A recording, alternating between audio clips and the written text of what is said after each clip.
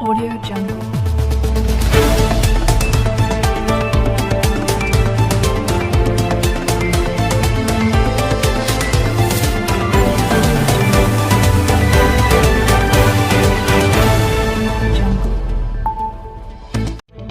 गोरखपुर में मुख्यमंत्री ने बांटे उपकरण।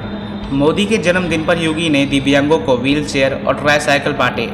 कहा सभी विकसित राष्ट्र पीएम की कार्यशैली के मुरीद, 6 साल में देश की छवि बदली। उत्तर प्रदेश के मुख्यमंत्री योगी आदित्यनाथ ने प्रधानमंत्री नरेंद्र मोदी के जन्मदिन पर गुरुवार को गोरखपुर में दिव्यांगों को ट्राईसाइकिल, व्हील चेयर और स्मार्टफोन के साथ अन्य उपकरणों का वितरण किया। इस मौके पर योगी ने कहा कि पीएम मोदी के कौशल और दूरगामी सोच वाले नेतृत्व की बदौलत ही देश में 6 वर्ष में बड़ा परिवर्तन आया है। इस परिवर्तन की धमक विश्व में सुनाई दे रही है। लगभग सभी विकसित देश पीएम मोदी की कार्यशैली के मुरीद भी हो गए हैं। बेरोजगारों के साथ कांग्रेस का संवाद। प्रियंका गांधी ने रोजगार को लेकर युवाओं से की बातचीत। कहा 5 साल संविदा की नौकरी का प्रस्ताव काले कानून की तरह, इसके खिलाफ पार्टी सड़क पर उतरेगी। कांग्रेस की राष्ट्रीय महासचिव और उत्तर प्रदेश के प्रभारी प्रियंका गांधी ने 2016 के 12,460 शिक्षक भर्ती के अभ्यर्थियों से वीडियो कॉन्फ्रेंसिंग के जरिए बातचीत की। प्रियंका ने कहा कि मेरा मानना है कि युवाओं से बात सुननी पड़ेगी और उनके मुद्दे के लिए हमें सड़क से लेकर सदन तक लड़ना होगा। कांग्रेस पार्टी इससे पीछे नहीं हटने वाली।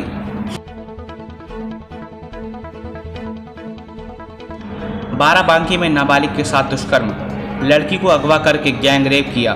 दर दर की ठोकरें खा रहे पिता ने कहा, न्याय नहीं मिला तो बेटी के साथ आत्महत्या कर लूंगा।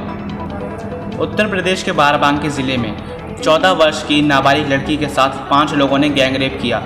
पीड़ित लड़की और उसके पिता का आरोप है कि पुलिस उन लोगों की मदद कर रही है और आरोपियों से मिली हुई है, जिसके चलते अभी तक एक भी आरोपी गिरफ्तार नहीं हो सका है। पीड़ित के पिता ने चेतावनी दी है कि अगर उसकी लड़की को इंसाफ नहीं मिला तो वह विधानसभा के सामने खुद को और अपनी लड़की को आग के हवाले कर देगा।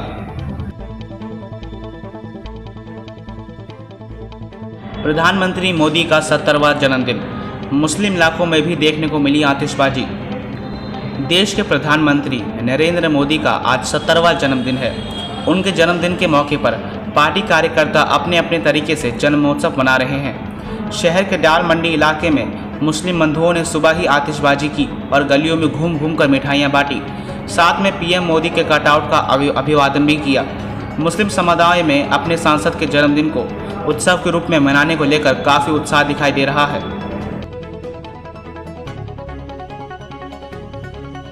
अयोध्या में पर्यटन के विकास की कवायद। पर्यटकों की सुविधाओं के लिए नेशनल डाटाबेस तैयार कर रही है सरकार।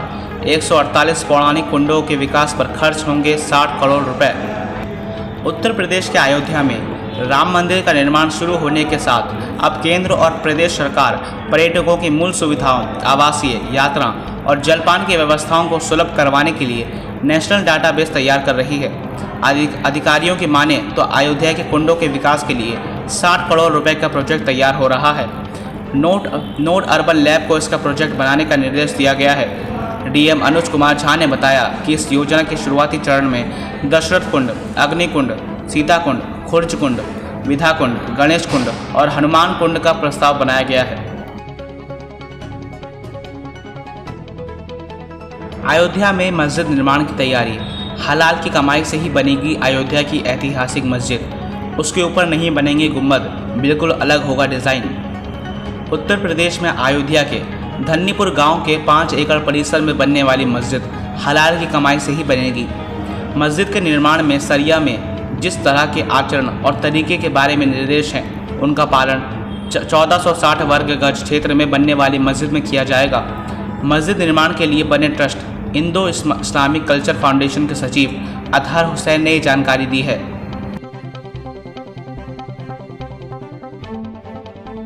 लखनऊ में सामने आया जालसाजी का मामला। नौकरी दिलाने के नाम पर ठगी करने वाला फर्जी समीक्षा अधिकारी गिरफ्तार, आज जेल भेजा जाएगा। उत्तर प्रदेश की राजधानी लखनऊ में पुलिस ने एक फर्जी समीक्षा अधिकारी को गिरफ्तार कर लिया है।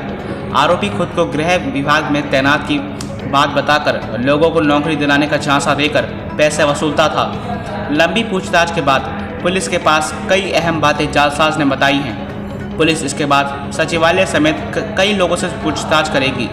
पकड़े गए आरोपी को हजरतगंज पुलिस आज जेल भेजेगी।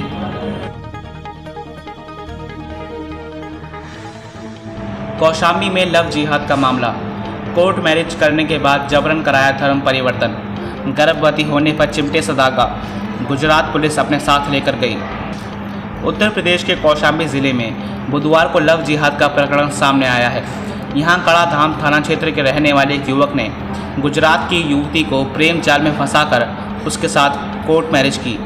इसके बाद उसका धर्म परिवर्तन करा दिया, लेकिन लॉकडाउन के दौरान वह गुजरात से अपने गांव लौट आया। आरोप है कि इस दौरान आरोपी युवक और उसके घर वालों ने युवती को यातनाएं दी। परेशान युवती ने चुपके से फ़ोन पर परिजनों को जानकारी दी।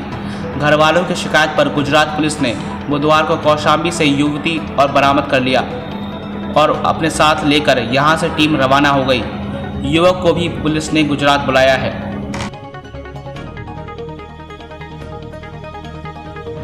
नोएडा में हुई लुटेरों से दिन दिहाड़े मुठभेड़।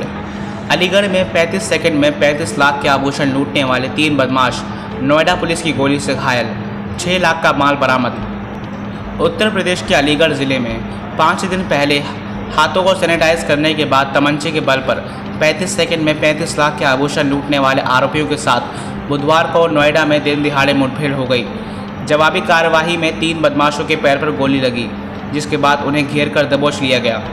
तीनों को सेक्टर 39 कोतवाली क्षेत्र में जिला अस्पताल में भर्ती कराया गया है।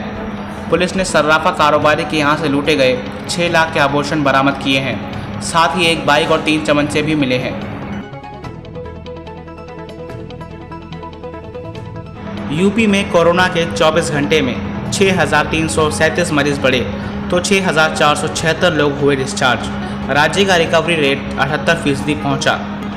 उत्तर प्रदेश में बीते 24 घंटे में कोरोना महामारी से 6,337 नए मरीज मिले।